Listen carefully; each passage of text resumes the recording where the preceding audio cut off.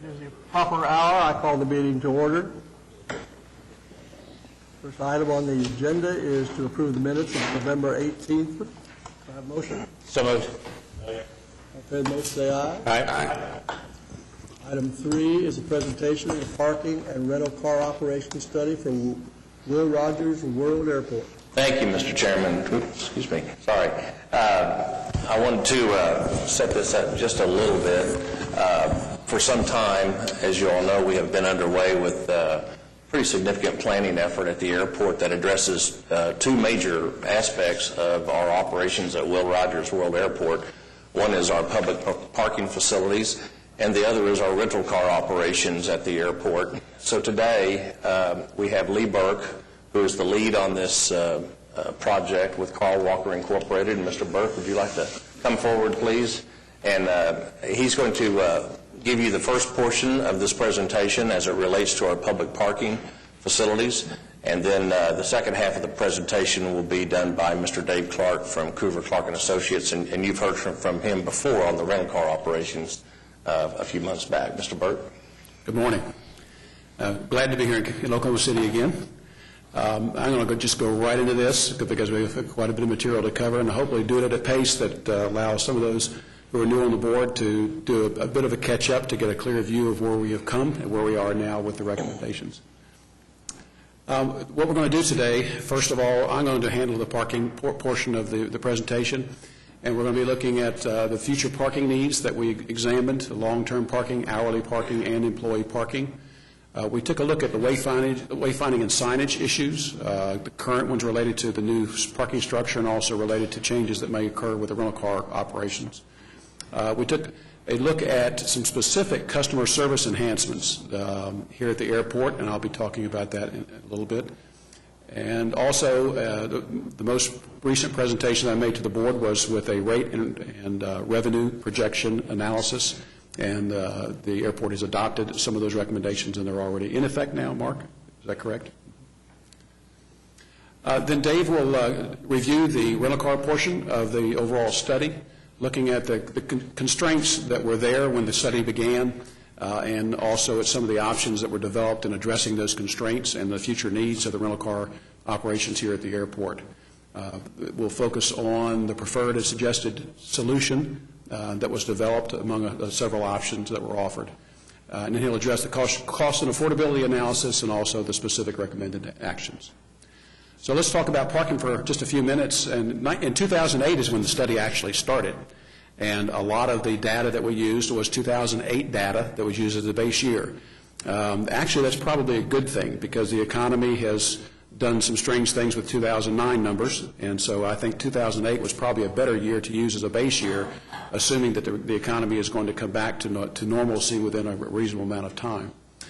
At that point, the new garage was under construction. It was being built because you had a lack of long-term covered parking that the airport was already responding to. But of course, when you start building a garage, you're taking away some capacity, so you lost some capacity for the footprint. And so you were running full in that garage almost on a weekly basis. So covered parking was at a premium. The hourly parking area was marginally sufficient, meaning it didn't fill on a routine basis, but it got very close. But as we found out later, part of that was because people were coming to the long-term garage, finding it full, and if they were only staying overnight, they would go ahead and park in the hourly portion. And I mentioned that and emphasize it because it's relevant to some of the short-term parking recommendations that I'll talk about in a few moments. The employment forecast growth forecast that we used was a 2% annual through the entire forecast period as a baseline. This is something you probably don't get a chance to see very often. This is a picture of your airport activity. I put this in here and told Mark it's just unusual. It's not a frequent opportunity to see this. This is the overnight parking occupancy. So it covers a 445-day period, so it's more than a year. January and the holidays at the beginning, March, your spring break period is a spike. Then your heaviest period is actually during July and August with very heavy occupancy of your parking facilities. Then, of course, the November and December holiday period, and then you're picking up some of the spring break at the end of the graph there in March again. But that's the way it looks chronologically. But from a planning standpoint, we look at the order of magnitude distribution of that demand. This is what we call the demand curve. This is the primary tool that we use in forecasting what your parking needs are. Starting from left to right on the graph, those are the highest occupancy days all the way to the lowest occupancy days on the right-hand side of the graph. If you look to a point under the word data, that's about where you get into the weekend periods. So your normal business operating curve starts under the word data and goes to the left to get some idea. This number assumes a 10% search margin, and that's a number that you'll see in the reports and maybe used in the future planning. Search margin is a little bit of empty space that you have to have in the system in order for the system to function. You can't have people driving around trying to find that last space in the lot. So 10% is a fairly comfortable search margin. Some facilities go up to 15%.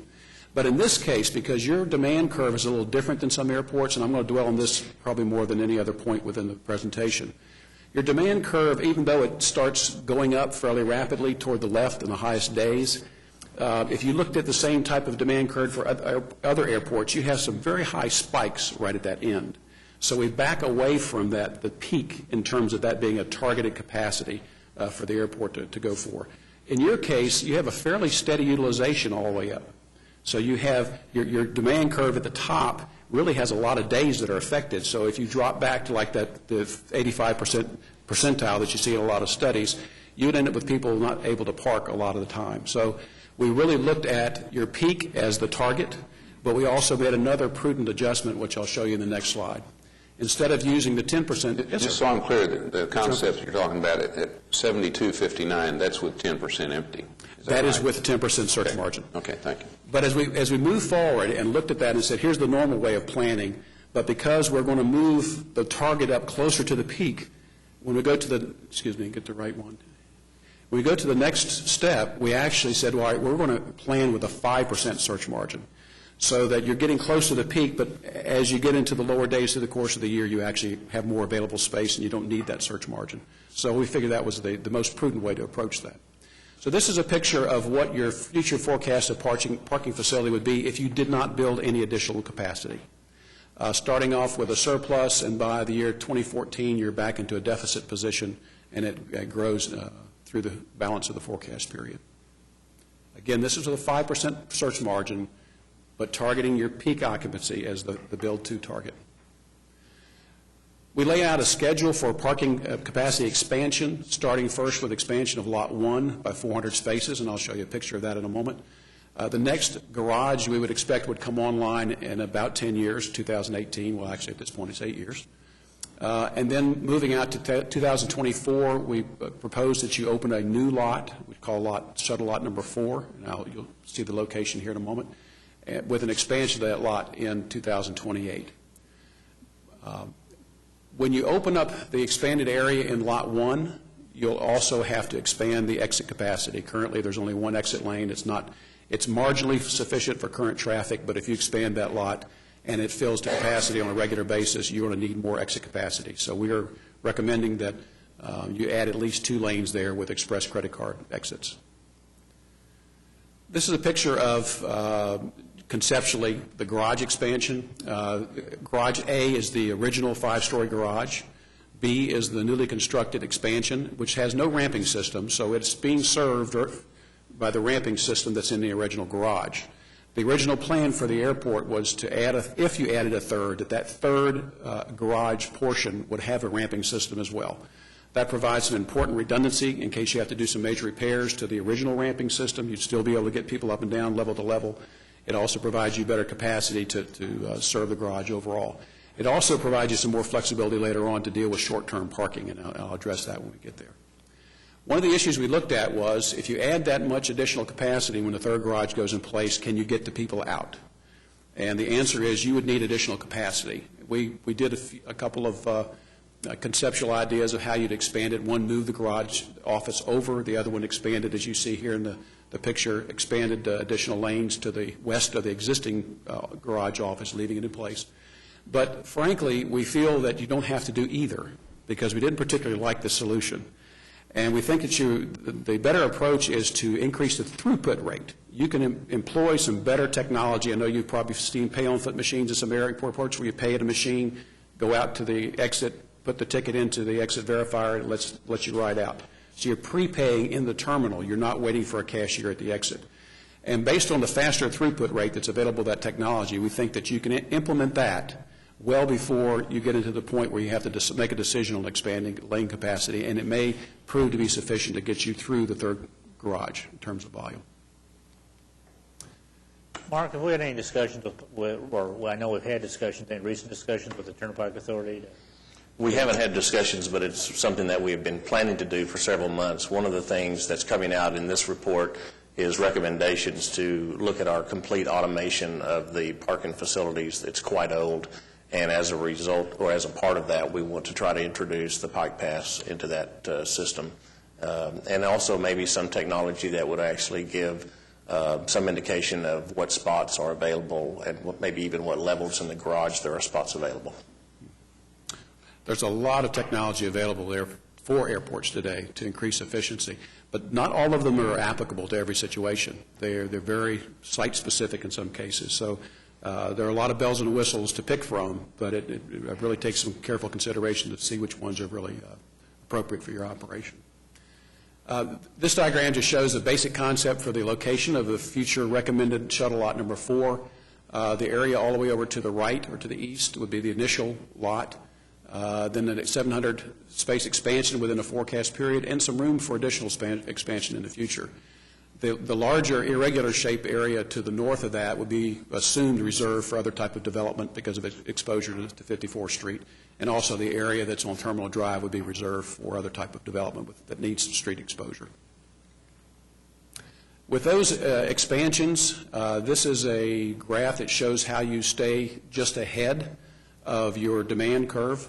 The red bars at the bottom are simply markers to show when capacity is added. The blue columns are actually showing what your capacity is, assuming that you build according to the schedule that we've laid out, and the demand, which is the line, continues on at the pace that we expect it will.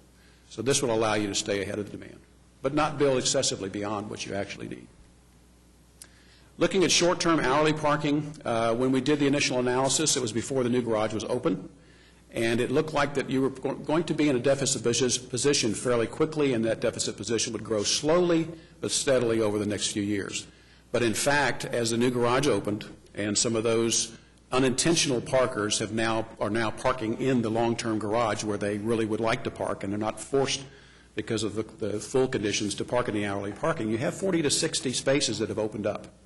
So if you look at the chart there, that 40 to 60 space cushion will push your need out for about another 10 years.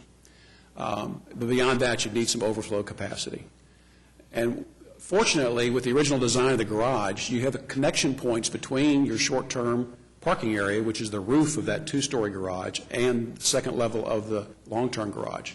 So it allows you, if you put some gate controls into that location, to just simply allow any overflow traffic to overflow into the long-term garage and park there. It's not as convenient, but at least they don't get turned away at the gate. They have some place to park. And the other thing is your rate structure is consistent. It's $1 an hour.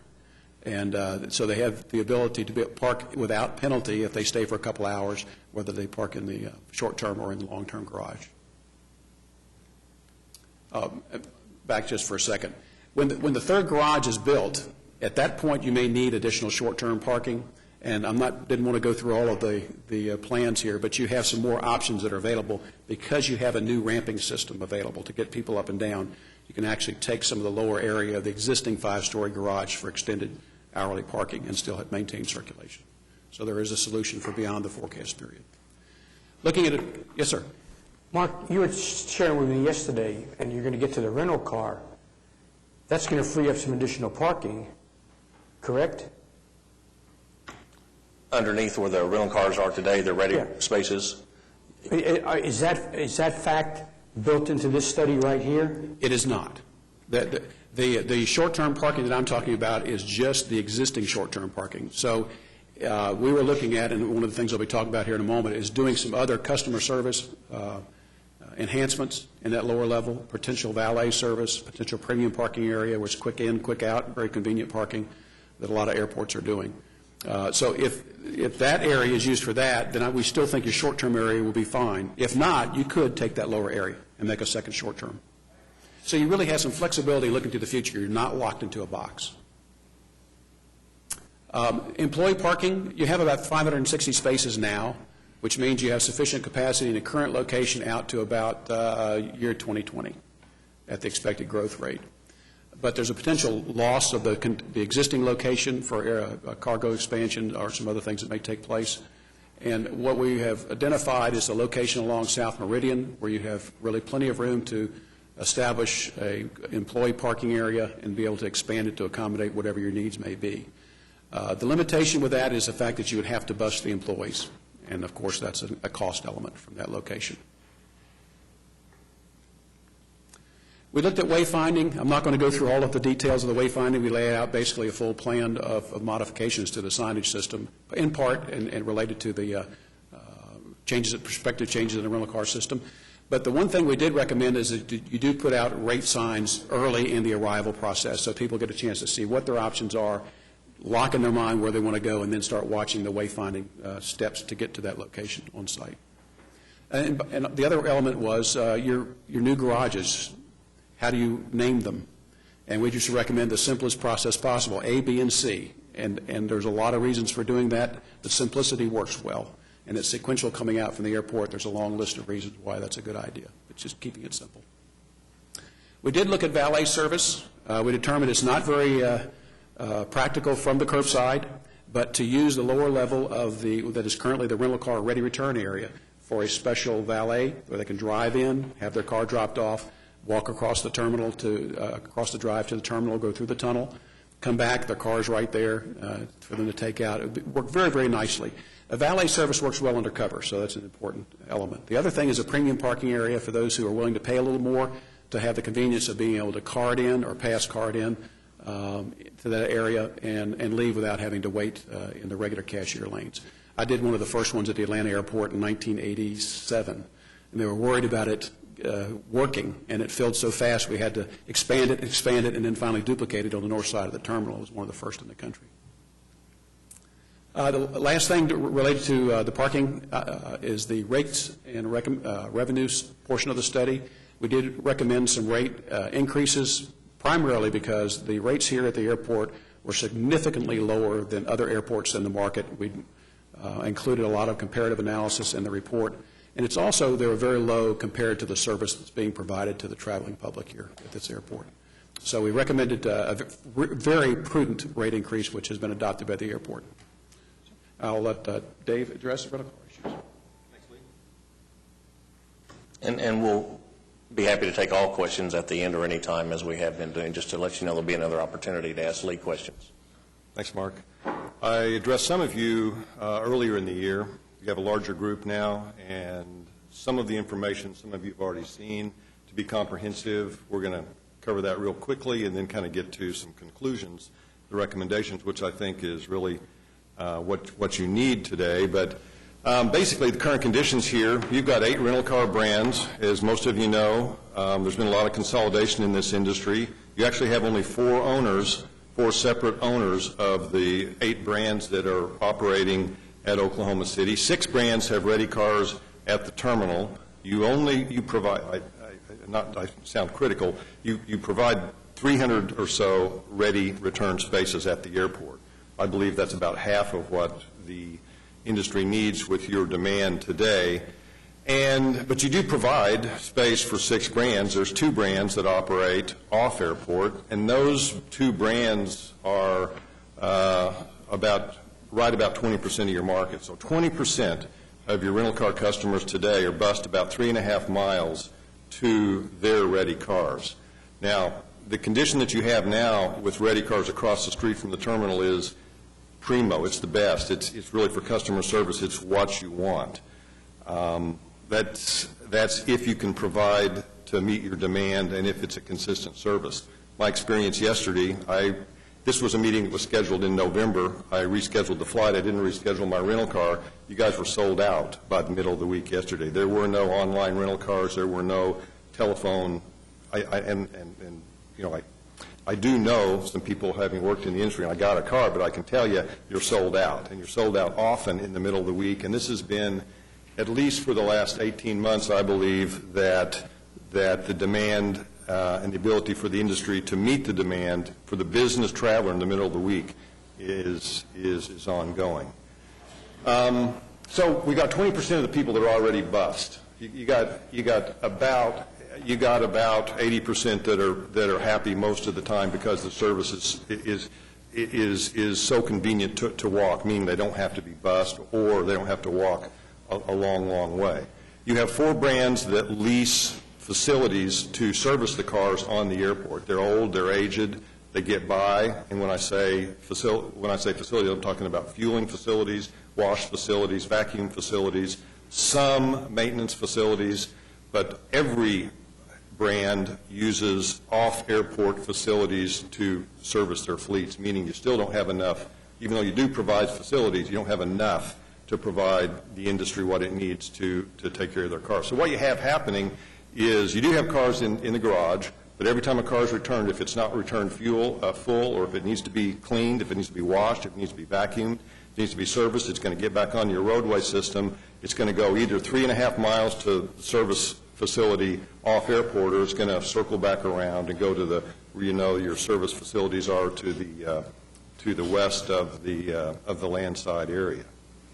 But it's a strong market. My base year is 2007. We started in 2008. The first full year of information I had is 2007. I can tell you that 2008 is virtually flat. 2009, which we're not finished with, is pretty flat. Oklahoma City has performed as good or better. It's performed better than any of the markets that I currently work in now. I'm working in about 6 rental car for airports and rental car. You're not doing badly relative to the rest of the country, but you're flat based on basically the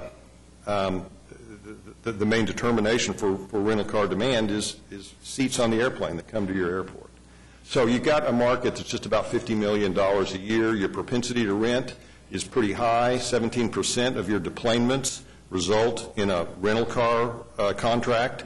That's indicative of a business market, pretty strong business market. A leisure market maybe 15 to 14. It rarely gets above 20, so you have pretty good demand.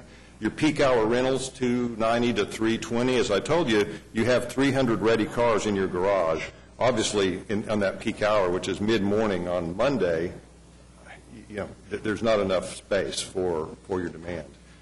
Your fleet size in 2007, it was 4,800. This is the fleet size. The car is the planning unit. I mean, people are what we're serving, but the planning unit is the automobile.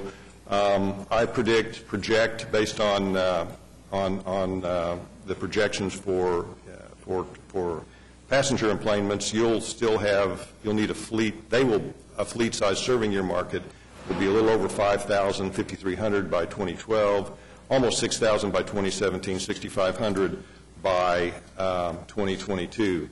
The importance on this, even you're a business market, meaning you've got very, very heavy, high utilization during the week, 95% or more, as we know, 100% sometimes. But on the weekends, it's closer to 55, 60%. The cars come home and they have to be parked somewhere. So you've got to park somewhere. If I back up to that flight, you've got to park somewhere. You've got to park on weekends around 40 to 45, sometimes 50% of those 6,500 cars when they come home back to the airport.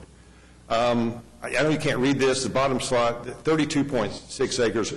This is, I took an at grade. If you're going to fully consolidate all the facilities you need for the next 15 years, and we wanted to find out how big the box would be to accommodate all of those facilities in a consolidated manner, it would be just about 32 acres, a little over that. That's what I used to start looking for potential sites, alternatives.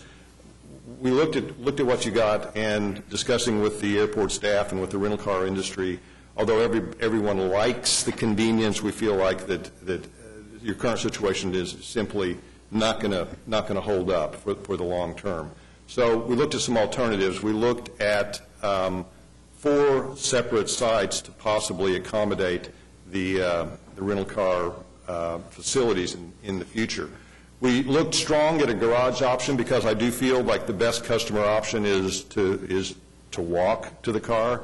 We looked, the orange block there is a possible garage, but I can tell you we looked at future garages. We looked at your existing garages. We looked at a combination thereof. The advantages are it's excellent customer orientation. You got moving sidewalks already there that can help the flow. There is no busing. Ready cars are covered, but it does reduce your public parking supply. The space allocation is going to continue to grow as this market gets stronger. We're going to need more and more space.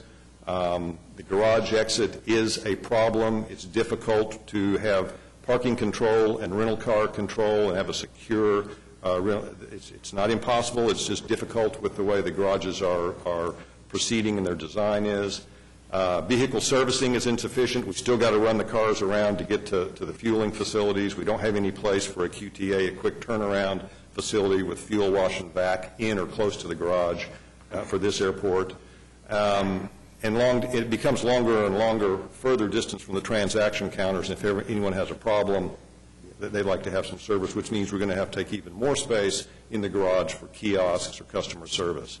We felt like that we'd like to find a garage option. In this case, we don't really see one with your limited landside resource.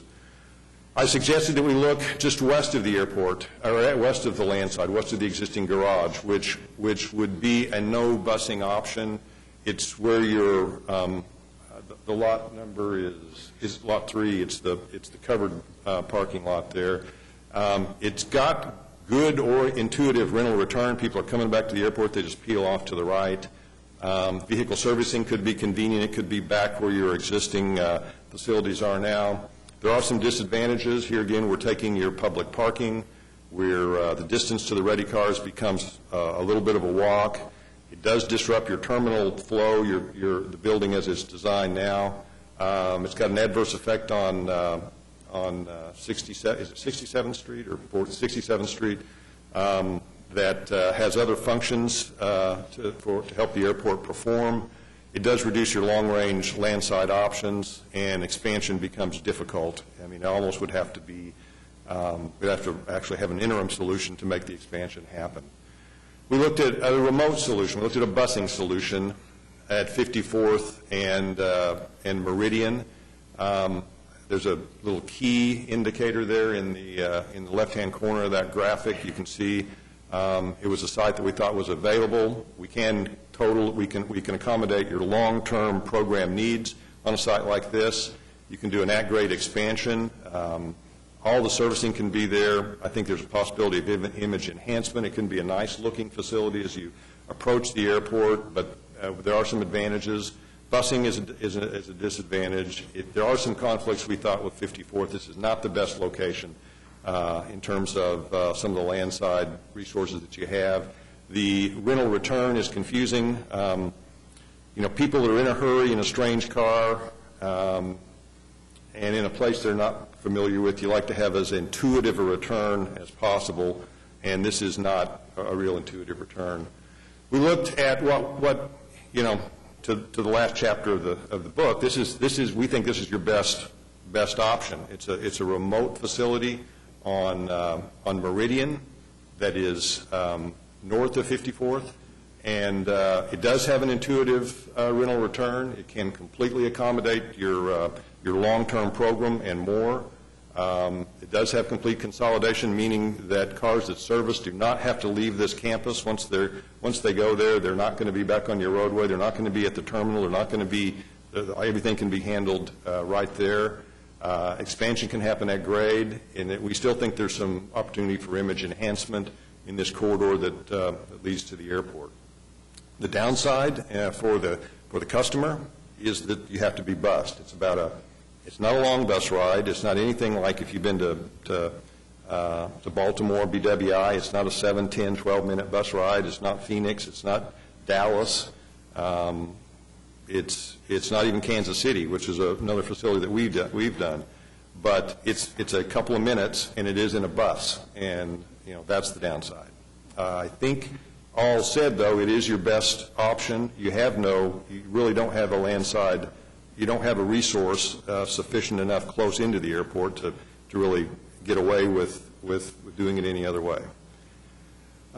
This is just a graphic of a potential customer service building. If you do go remote, we'll need a building that can handle transactions, and there's a lobby, and then there's some exclusive use space in the blue space around that, and then the ready cars are immediately adjacent to that.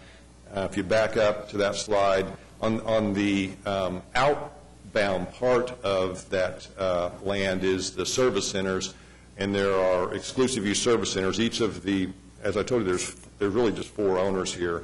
Each of the four ownership groups would be able to operate a maintenance facility there on the airport, leased by you to them. And so the previous recommendations last time, we did present this to you last time. I know all of you weren't here. That's why I went back over it to refine that North Meridian concept a little bit, come up with a cost opinion, talk about affordability, and meet with the industry. Now, we did meet with the industry. I think they're nostalgic about being able to walk to the ready cars, but I think that at the end of the day, they see this as a good long-term viable solution. We still have work to do with them, and the airport is in negotiation now with leases and business terms. We did refine as an option the North Meridian option. It's possible to save money to go with what I would call a large QTA, quick turnaround facility, not have exclusive use service facilities, let all of them have access with a kind of a pay-for-use opportunity. It does take a third-party operator, either by the consortium of the rental car industry or the airport. It's therefore an option, and I think it's something that should be considered in the near future. I have a cost estimate, and I can tell you this cost opinion is on the high side. This is numbers that we developed for with a very sharp pencil for a project to bid in November for New Orleans. We used a lot of the costs for that. I can tell you, we thought we had a $75 million project in New Orleans. It bid at $61 million. The difference is that contractor overhead and profit, which traditionally in this market and most markets I've worked in this country, is well below 10%. It's close to 1%. These guys are, what I'm telling you is if you bid this today, it's not going to cost this much. But if you bid this in a couple of years, 3 years, I'm giving you really not what I think it's going to cost or not what I predict it's going to cost, but what I think you need to reserve or plan to have on hand in terms of where the economy is going to be in 2 or 3 years. The New Orleans example, most of the materials that were going to be used in that project, the contractors told us they already had them on hand. They weren't counting on having to buy them few months or 12 months or 18 months into construction. They had them on hand, so it was really discounted. If you got a project to bid, it's a good time to bid right now. So the total here is $37 million. This is the absolute, I believe, the absolute most that this should cost. If you were to build this today and you were to reprogram it based on, you're probably this is not a design. This has not been designed. This is based on a pre-design estimate just on how I think it's going to pan out. But you don't need to pave as much probably. There will be some decisions on down the line. Bottom line is this is really a worst-case cost estimate, and I want you to know that. It's not a prediction. So we looked at, what can this airport afford? How can you afford to do this? The standard way of financing these projects across the country is the use of customer facility charges, CFCs, that are applied to either a transaction or a transaction day, in most cases a transaction day, and that money is pledged to the project. The rental car industry collects it, submits it to you, you're the trustee or you have an independent trustee, and the project is funded in that manner. So we did an affordability analysis, which is in your full report, which was conducted last summer, and we made some assumptions in order to try to advise you what the demand in this market, what it'll can afford based on various sizes of a customer facility charge. And the assumptions here, and it really is not debatable in terms of what to use at the time you get to the point of doing that, but this is the assumptions we use. We used a 30-year bond, We had an 8.57% interest rate, 2% cost of issuance, level annual debt service reserve fund, coverage fund, and capitalized interest rate, period. CFCs, we also thought that you should be collecting those before, not only before beneficial occupancy, before construction. And the strategy most airports use is to, as soon as they feel like they've got a need and identify a project, start collecting the CFC and have a little bit of a pay-as-you-go opportunity to decrease the debt service and the amount you're going to have to borrow. So the bottom line, $3 CFC. If you would assess a $3 CFC on each transaction day, we estimate that you can afford a project right at $24.8 to $29 million. That's what a $3 CFC would cost. $4 CFC you'd be able to afford a $32 to $38 million project, well within, I think, what we're looking at in this project, and $5 CFC would be even more. Now, there's some components in this project that you may not even need. You know, I've got a bus maintenance facility in there. Like I said, it's pretty much the most you would possibly, I believe, need to take this step and go this direction. Final recommendations, I'll summarize right here. In order to accommodate your market for at least the next 15 years, ready return space available to allocation for the industry, the entire industry, you need to be at least at 850, 900 spaces in the next 15 years. I think you ought to be around 650 or so right now, and you're heading that way with the new garage, with the interim garage project. I think the best available site for ready return customer facilities is that Concept 4, which is at Southwest 54th and South Meridian. It's optimal because it can accommodate all the functions you need. It's got good wayfinding characteristics. Subject parcel really is under the flight path. It's not recommended for you don't have a lot of options that are really better to use the land for. And really only minimal rental car traffic will be back in the rest of your airport. You kind of cut those guys out on the perimeter. I recommend that Oklahoma City consider implementation of a per transaction day rental car customer facility charge, CFC, and eventually issue bonds to finance capital costs for whatever new facility that you decide to go with. I think that you should consider early or pre-construction collection of the CFC to minimize debt requirements. It does a couple of things. It allows you to test the demand of the elasticity. Now, anytime you raise the cost of the service, it is going to affect demand, maybe a lot, maybe a little. We don't think very much. Part of the affordability analysis that you have before you does have an elasticity test, and it does show that there is a slight, almost imperceivable decrease. Basically, when you're paying what I paid, $88 a day for a rental car, $3 doesn't seem as much as you might think. I mean, it's digestible, I think, and people that travel a lot are used to paying these at a lot of airports. That's not a good reason, but it's a fact. Also, you can get a good. I mean, we're making a lot of estimates based on rental car information that's been submitted to us. Once you require them to submit the CFC to you, you're going to know exactly how many transaction days. We're not going to be based on. It's not going to be based just on our estimates and the information. I think we're close, but it helps there firm that up for when you do go to the bond market. It's going to be a real number. The amount of CFC should be determined with full participation of the rental car industry. We recommend that you include them as much as possible. And as a start, I suggest $4 CFC. It allows you to. It's a comfortable amount. And it's a place to start. That's negotiable, and I would certainly recommend that the rental car industry be involved in that consideration. You should, as you've already started this, I'm behind on this, you've already started negotiating your business terms. I think eventually you should get a transportation committee of the rental car industry to help decide the kind of transportation to this remote facility. And I think that in the very near future you should consider initiating design services, at least to a design development 35% level, to move from my pre-design cartoon construction costs to some design construction costs.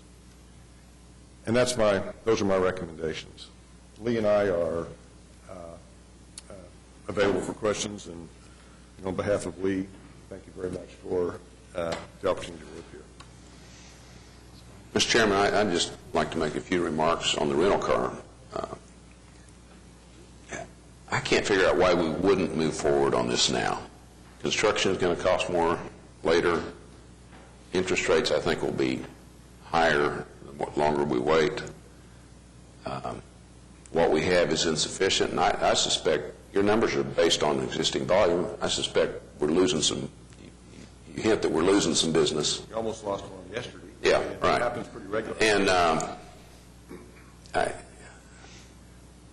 And it seems to me that, I don't know, I'd play with the $3 figure because if we can build it cheaper and finance it cheaper, then maybe the $3 figure would work instead of the $4, and you could always change it later. But to me, that shows some accommodation to the industry. So my recommendation is that we move forward this as quickly as we can. Are the rental companies ready to pull the trigger?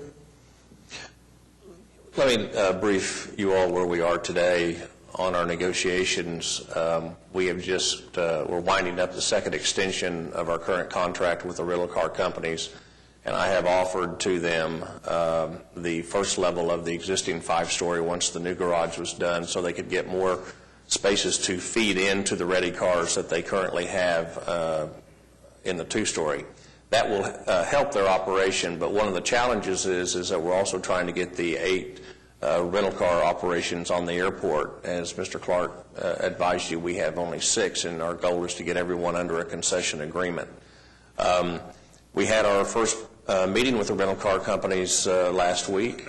They are going to be bringing some operational people up in the next couple of weeks to meet with my staff and consultants to try to find out how operationally we can make this work with the first level of the 5-story, existing 5-story. That is an interim solution just to try to get us some more spaces to serve the public and from a customer service standpoint. The meetings that we have had with the rental car companies, to your point, Mr. Couch, is that they realize that something needs to happen long-term as well. And when we have talked to them about a consolidated facility, there has not been any real pushback on that. They recognize that there needs to be a longer-term solution. And we have committed to getting them involved in that process. We want them involved in the design. We want the most maximum efficient operation that we can have from the airport standpoint, from a cost standpoint, and also from a industry standpoint, because there will be costs that the rental car industry will bear on this as well. So right now the dialogue is very, very good with the rental car industry, both in the lease negotiation or the contract agreement negotiation process now. We will have another pre-bid meeting as well as the operational meeting. So I see us going forward, getting all the 8 rental car companies under a current agreement, and in that agreement we have a provision that we are able to open up the agreement for a future facility of some sort, whether it be a consolidated or any other, and it also gives us the opportunity to pursue a customer facility charge or some sort of charge to assist in paying for that facility, and they are aware of that. They've seen that agreement.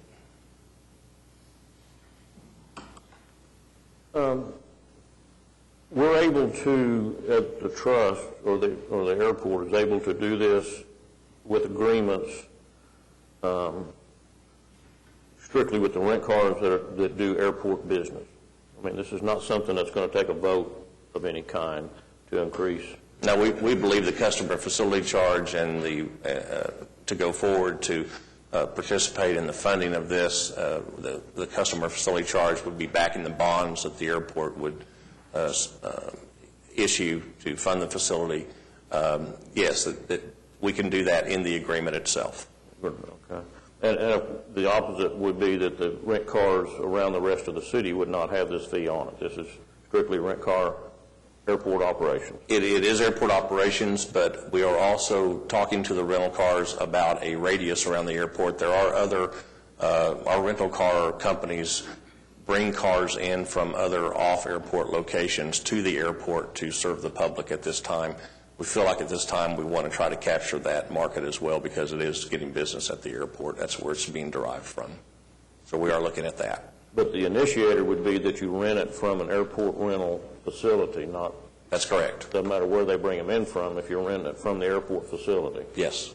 Okay.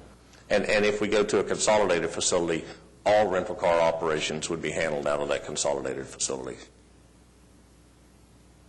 I would almost take the position opposite to you, Kirk, in that $4 and then back it off if the construction costs come in less, and with an understanding with the rental people that if the construction costs come down, if the costs themselves or the plan, the concept decreases in some way, then some agreement to back it back down. I'd rather back it down than I would try to raise it because it cost overruns and high cost of doing business at some point in time.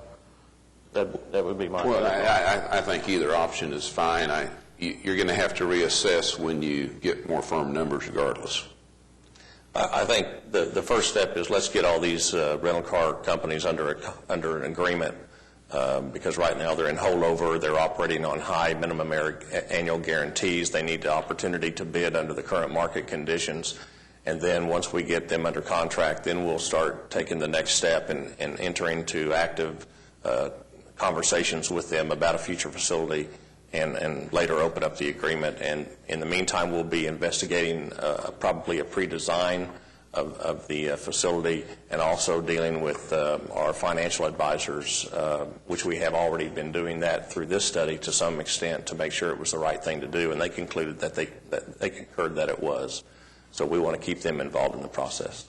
Well, just as a general comment, I think we have raised the bar here in Oklahoma City, not only for our citizens using the airport, but for the travelers. And I think that moving into the next generation of rental car facilities is the appropriate thing to do, and probably the right time to do it is now. And one of the key aspects, and I wanted to make a comment when Mr. Clark said that where they are currently today is very much preferred by the rental car industry. It is very good for them.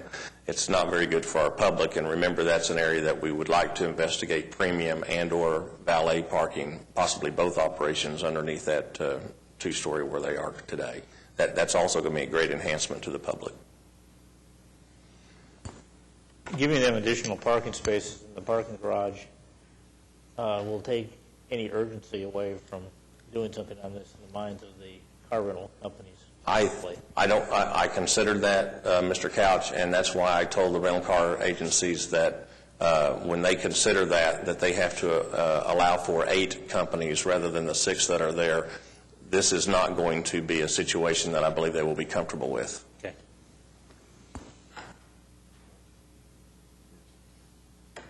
What are you thinking, Larry? Well, one thing I would like, I don't see any timeline of what activities have to be concluded to get from point A to point B. Before we start down the road, I would like to see some kind of a roadmap of when these different activities will be concluded. When will we have the car rental people on board? When will we start construction? When is it supposed to be completed? I understand. The first step, I think, as I mentioned, is to get the rental car companies under a current agreement. We need to get some, right now, as I said, they're in an extension which ends the end of this year. The new agreement won't be in effect until probably March, maybe April of 2010. We need to get them under an agreement. We need to get them the ability to meet some demand. And with the agreement that they will be under at that time, we'll have an opportunity for us to go forward with a more longer-term solution. In the interim, we will be having conversations with the rental car companies, and we will also be talking to staff and city and trust leadership to try to go forward and what is the best plan of attack. And we want to ask some questions. We want to gut check this option 4 and make sure that we're still comfortable with it and do some more engineering analysis. We'll probably ought to go forward and do some engineering analysis on a pre-designed concept so we can get an idea of what this is going to cost before we actually go in and do bonds on it. So there are some steps that have to happen But we can't lay them out for you today, but we're headed that way. Again, this is not a comfortable situation on the interim side. We want to get to a more permanent long-term solution. Any other comments? Questions? Thank you, gentlemen. We appreciate your presentation, and I'm sure you'll be dealing with our friend to the right over here, and we'll know something at the next meeting. Look forward to it. I just want to thank you. This may be my last opportunity in a while, perhaps, to express my thanks for being able to work with the airport. And I was commenting internally the other day, we were talking about clients, and I mentioned a certain director and said to it that it's been a pleasure working with him over the time, and also Don.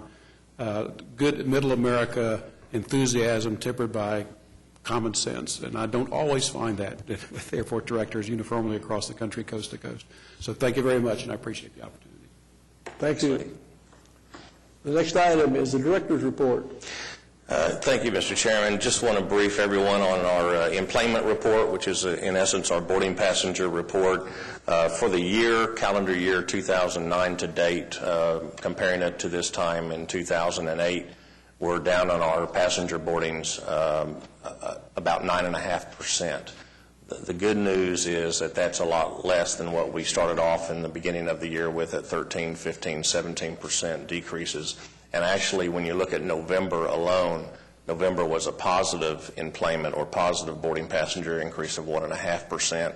I have mentioned to you several things happening in early 2010 with carriers that are enhancing or starting new service. So we hope that there is a trend turning here. That's my report. Any questions, comments?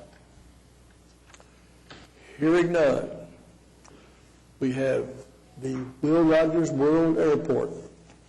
Would like approval for item A to receive the parking and rental car operations study.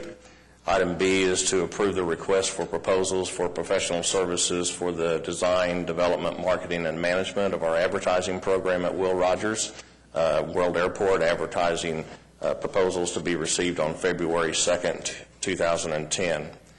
Item C, adopt a resolution approving marketing assistance for Frontier Airlines to promote nonstop jet service to Orlando, Florida. I will say that Frontier Airlines on their own has already got some marketing in Oklahoma City, and they already have some billboards up, and some of those do also reflect their new service seasonally to Tampa. Item D is to approve change order number 1 to reconstruct several taxiways at Will Rogers, adding 22 calendar days to the project. Item E is to approve change order number 1 for the Mike Monroney multi-purpose building east elevator replacement project, adding $1,929. Item F, approve change order number 4 for the Hangar 3B roof replacement project, adding $7,760. Item G, approve change order number 6 to the Mike Monroney headquarters building window replacement project, adding $1,738.16 in 2 days. H, approve change order number 7 for the General Aviation Terminal Building project, adding $9,454.21. Item I is to approve an increase in quantities and time to the unit price contract the Trust has with Downey Contracting, LLC, to extend water and sanitary sewer along Portland Avenue at a cost of $91,886.19 in 60 calendar days.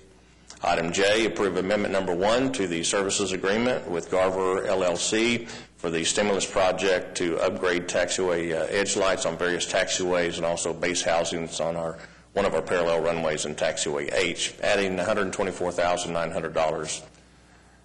Item K, approve amendment number 3 with Jacobs Consultancy for $37,600.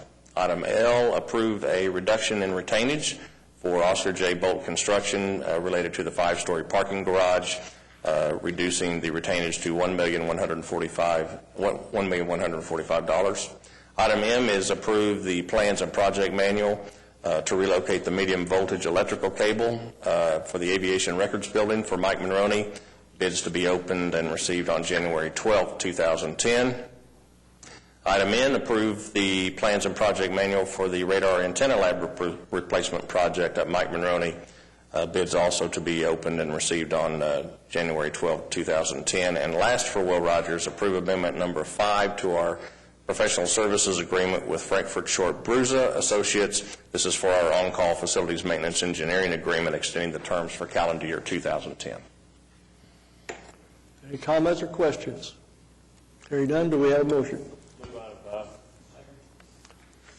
All in favor of the motion, say aye. Aye. Item 6, Wiley Post Airport and Clarence E. Page Airport. Under General Aviation, request approval for item A, which is a change order number 2 to upgrade the automated airfield lighting project, another stimulus project, adding 15 calendar days, and also a contract unit item for underpavement boring for Wiley Post Airport. Item B, approve amendment number 1 with Dallas ATM. This is for the purchase and installation of our ILS for runway 35 right, extending the completion date to January 8, 2011 to deal with some FAA parts of that contract. And that concludes the items for general aviation. Questions, comments? Move approval. All in favor of the motion, say aye. Aye. Item 7, General. Receive the standard reports under item A. Item B is to receive the Oklahoma City Department of Airports comprehensive annual financial report for fiscal year ended June 30, 2009. Item C, adopt the joint resolution declaring a 1988 fire truck surplus and authorize staff to salvage the vehicle. Item D, approve a request for bids for the cleaning and janitorial services contract at Will Rogers World Airport and Wiley Post Airport. Advertisement of bids to be received February 2nd, 2010. And last item E, approve the supplement with the Greater Oklahoma City Chamber of Commerce to update some language in our airport's marketing program for air service. That concludes general. Are there any questions or comments? Do I have a motion? A question? Comment on what's going on with James King? We are trying to work out some issues with Mr. King regarding some dirt that he had a contract to sell on the south side of Will Rogers. And I don't know the absolute latest on that. He had a contract that has extended, going to be terminated sometime in December. I'm not sure what the date is, but we're not going to be renewing that contract. But we do have some delinquent issues from Mr. King. Yeah, he owes us $9,000. And has for some time.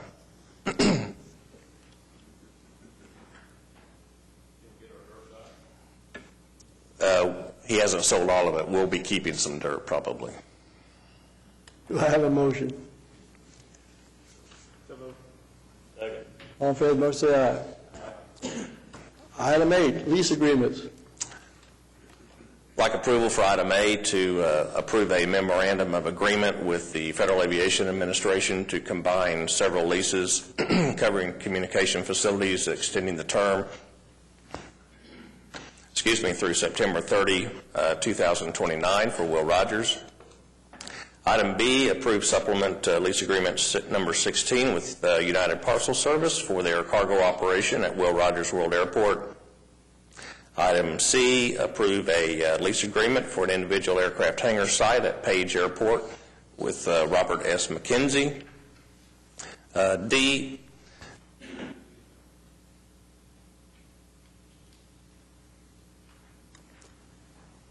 Item D is also to approve a hangar site for the storage of aircraft for Edsel W. Ford at Clarence E. Page Airport. Item E is a assumption agreement for a T-hangar unit out at Wiley Post Airport for PWA Incorporated. And with my voice going out, the last is a ground services agreement. I move we give the director some relief and approve this. Any discussion? All in favor of the motion, say aye. Item 9, requisitions. Move approval. Discussion? All in favor of the motion, say aye. Aye. Are there any comments from trustees, staff, and citizens? Hearing none, do I have a motion to adjourn?